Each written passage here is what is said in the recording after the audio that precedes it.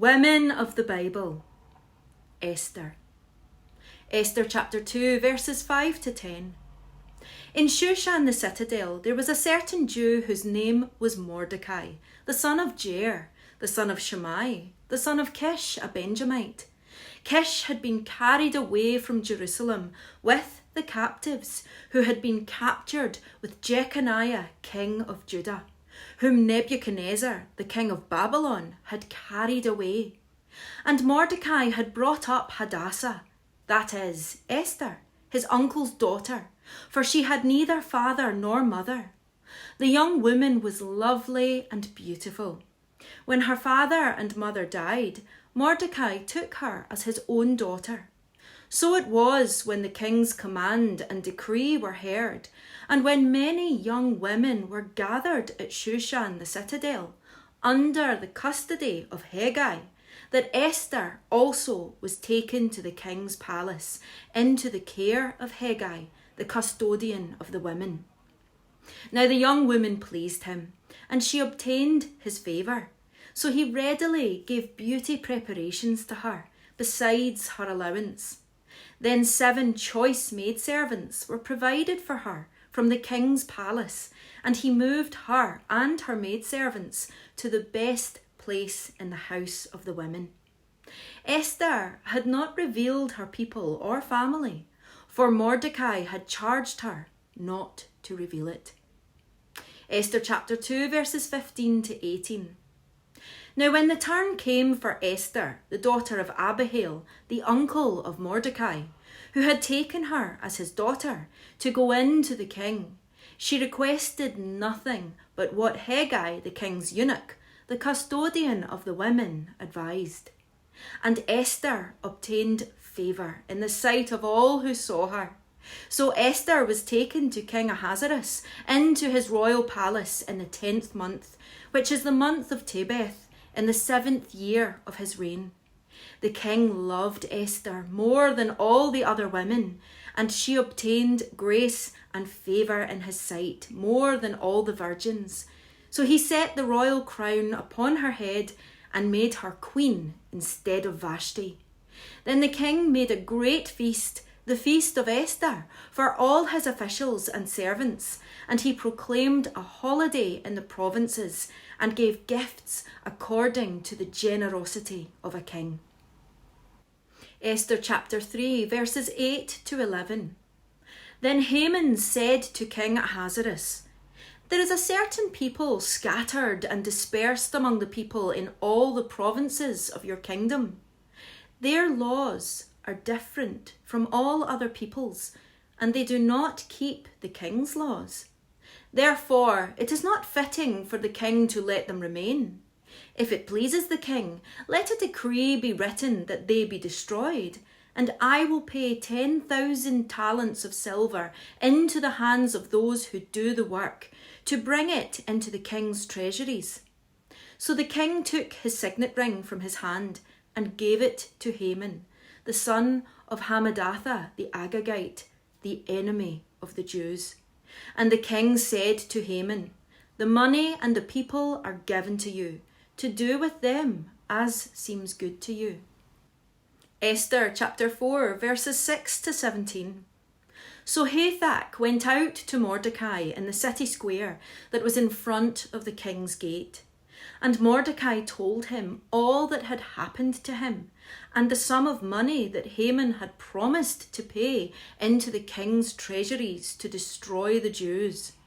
He also gave him a copy of the written decree for their destruction, which was given at Shushan, that he might show it to Esther and explain it to her, and that he might command her to go in to the king to make supplication to him and plead before him for her people. So Hathach returned and told Esther the words of Mordecai. Then Esther spoke to Hathach and gave him a command for Mordecai. "All the king's servants and the people of the king's provinces know that any man or woman who goes into the inner court to the king, who has not been called, he has but one law: put all to death, except the one to whom the king holds out the golden scepter, that he may live. Yet I myself have not been called to go into the king these 30 days. So they told Mordecai Esther's words, and Mordecai told them to answer Esther. Do not think in your heart that you will escape in the king's palace any more than all the other Jews. For if you remain completely silent at this time, relief and deliverance will arise for the Jews from another place, but you and your father's house will perish. Yet who knows whether you have come to the kingdom for such a time as this? Then Esther told them to reply to Mordecai, Go, gather all the Jews who are present in Shushan and fast for me. Neither eat nor drink for 3 days, night or day. My maids and I will fast likewise, and so I will go to the king, which is against the law, and if I perish, I perish. So Mordecai went his way and did according to all that Esther commanded him. Esther chapter 7, verses 1 to 6. So the king and Haman went to dine with Queen Esther, and on the second day, at the banquet of wine, the king again said to Esther, What is your petition, Queen Esther? It shall be granted you. And what is your request? Up to half the kingdom. It shall be done. Then Queen Esther answered and said, If I have found favour in your sight, O king, and if it pleases the king, let my life be given me at my petition, and my people at my request. For we have been sold, my people and I, to be destroyed, to be killed, and to be annihilated. Had we been sold as male and female slaves, I would have held my tongue, although the enemy could never compensate for the king's loss. So King Ahasuerus answered and said to Queen Esther, Who is he, and where is he, who would dare presume in his heart to do such a thing? And Esther said, The adversary and enemy is this wicked Haman. So Haman was terrified before the king and queen. Esther chapter 8, verses 1 to 7.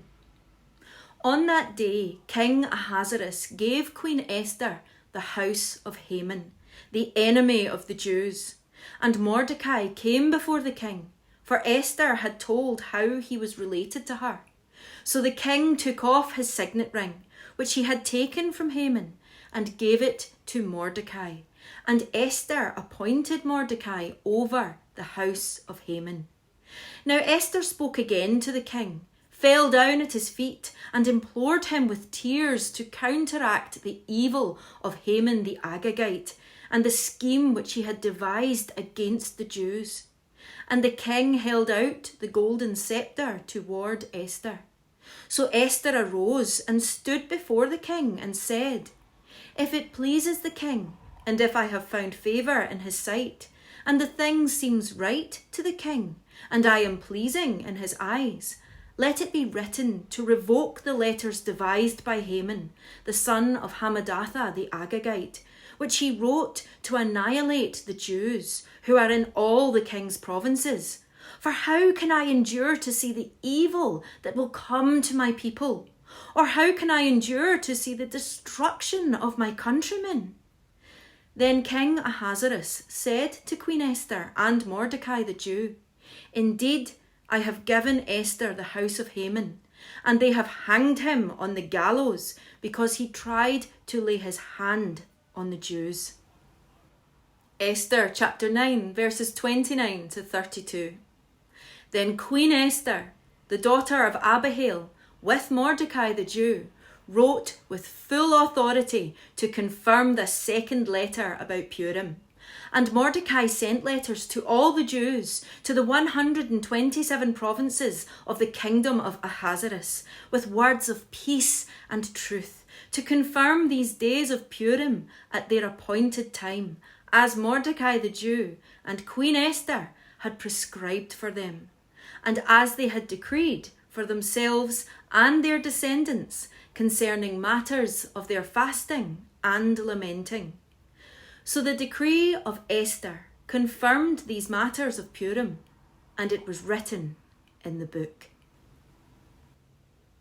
Women of the Bible, This lady with a story can teach us how to use our days and bring our Saviour glory. Let's take a look at Esther, the Persian word for star. Her Hebrew name means hidden, yet she really did go far. Orphaned in a foreign land, she paints a lowly scene, and yet she rose to greatest heights within her role as queen. Brought within the palace walls to bring God's plan along, for he can use the weak things of this world to shame the strong. This woman saw her people in a perilous condition.